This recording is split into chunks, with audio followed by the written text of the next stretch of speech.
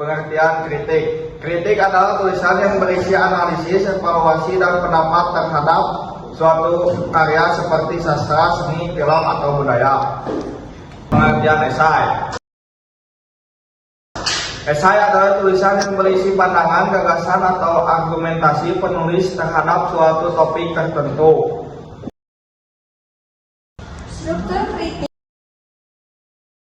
Struktur kritik ada 3, yaitu pernyataan pendapat, argumen, dan reiterasi. Pernyataan pendapat, pernyataan ini harus jelas, singkat, dan lugas.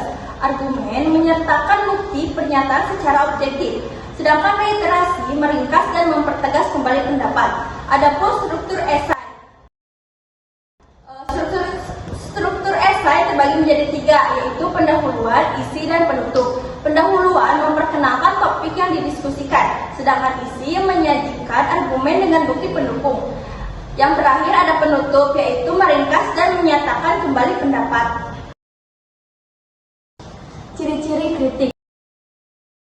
Yang pertama, bersifat menanggapi atau mengomentari karya orang lain. Kritik adalah tanggapan atau komentar bertujuan untuk memberikan pendapat, baik negatif ataupun positif. Yang kedua, menunjukkan kelebihan atau kekurangan. Yang ketiga, memberi saran, perbaiki berupa saran untuk memperbaiki kesalahan. 4. Menjembatani pemahaman pembaca. Kritik dapat membantu pembaca memahami karya kritik, harus bersifat analisis, objektif, serta dengan jelas dan logis. Ciri-ciri esai. Yang pertama, berbentuk prosa, yaitu esai ditulis dalam bahasa yang santai dan tidak formal.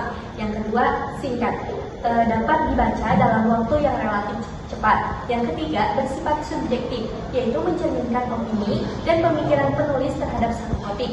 Dan yang keempat, memiliki struktur jelas, yaitu pendahuluan, isi, dan penutup. Yang kelima, tidak utuh, yaitu penulis hanya memiliki segi-segi yang penting dan menarik dari topik tersebut.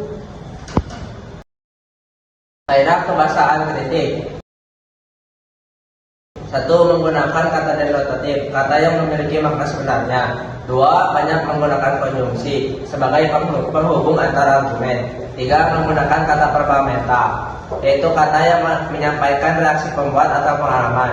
4. Menggunakan kata rujukan untuk merujuk bagian sebelum atau sesudah dalam suatu kalimat. 5. Menggunakan kata persuasif, kata yang mengajak pembaca untuk melakukan tindakan. 6. Evaluatif, kata menunjukkan penilaian. 7. Menggunakan istilah teknis. 8. Menggunakan kalimat kompleks. Dan 9. Objektif. Kaidah kebahasaan esai. Yang pertama, subjektif, yaitu pandangan pribadi penulis. Yang kedua, persuasif, yaitu menggunakan bahasa untuk meyakinkan pembaca. Yang ketiga, menggunakan bahasa yang komunikatif dan mudah dipahami. Yang keempat, kalimat efektif, yaitu kalimat yang sesuai dengan kaidah penulis. Yang kelima, menggunakan gaya bahasa yang variatif, yaitu seperti majas metafora. Yang keenam, menggunakan kohesi, kata hubung untuk menghubungkan ide dalam kalimat. Yang ketujuh, menggunakan koherensi yang baik.